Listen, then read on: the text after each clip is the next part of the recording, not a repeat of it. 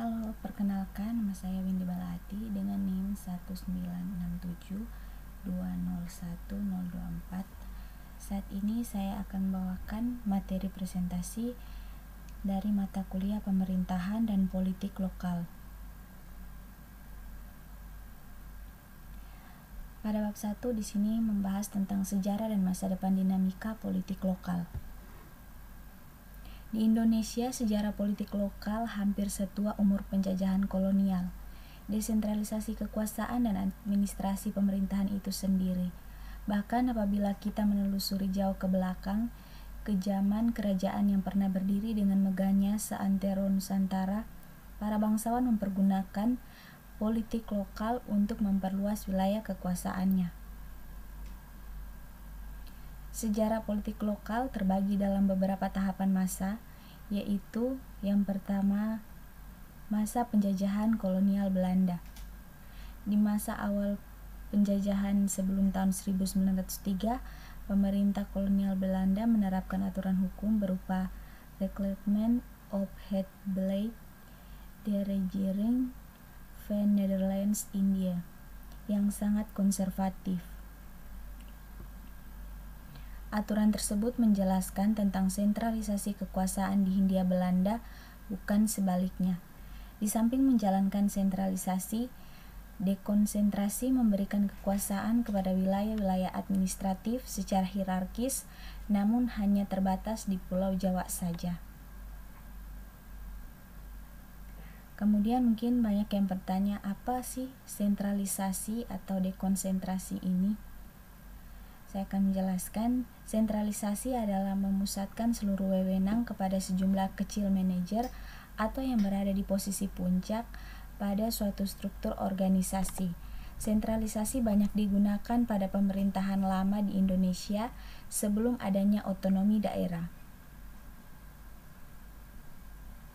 Sedangkan dekonsentrasi adalah sebuah kegiatan penyerahan berbagai urusan dari pemerintahan pusat kepada badan-badan lain. Sumber lain menjelaskan bahwa dekonsentrasi itu merupakan pelimpahan wewenang dari pemerintah kepada gubernur sebagai wakil pemerintah dan atau kepada instansi vertikal di wilayah tertentu.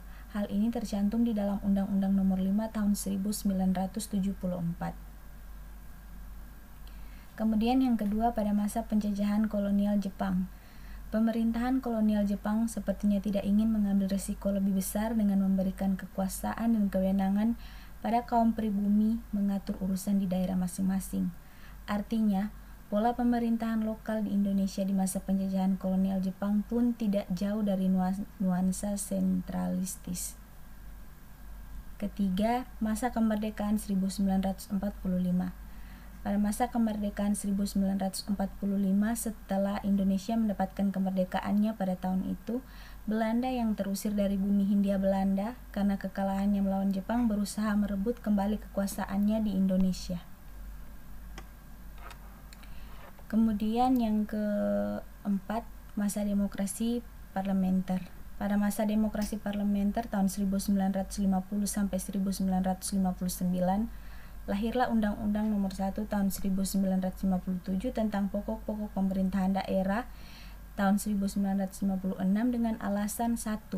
Bahwa berhubung dengan perkembangan ketatanegaraan, maka undang-undang pokok pemerintahan daerah yang berhak mengurus rumah tangganya sendiri perlu diperbaharui sesuai dengan bentuk negara kesatuan. 2. Bahwa pembaharuan itu perlu dilakukan dalam suatu undang-undang yang berlaku untuk seluruh Indonesia.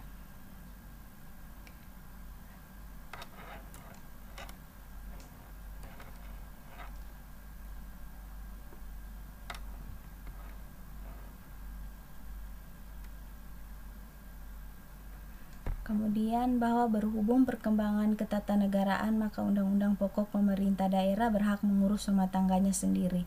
Perlu diperbaharui sesuai dengan bentuk negara kesatuan. 2. Bahwa pembaharuan itu perlu dilakukan dalam suatu undang-undang yang berlaku untuk seluruh Indonesia. Kemudian masa demokrasi terpimpin. Selepas dekrit presiden di tahun 1959 diberlakukan pemerintahan pun semakin mengarah pada demokrasi terpimpin. Yang keenam, pada masa Orde Baru. Pada masa pemerintahan Orde Baru, lahirlah Undang-Undang Nomor 5 Tahun 1974, di mana semangat sentralisasi pemerintahan justru semakin menjadi-jadi. Undang-undang tersebut memainkan peranan penting dalam memperluas kekuasaan pemerintah pusat ke daerah.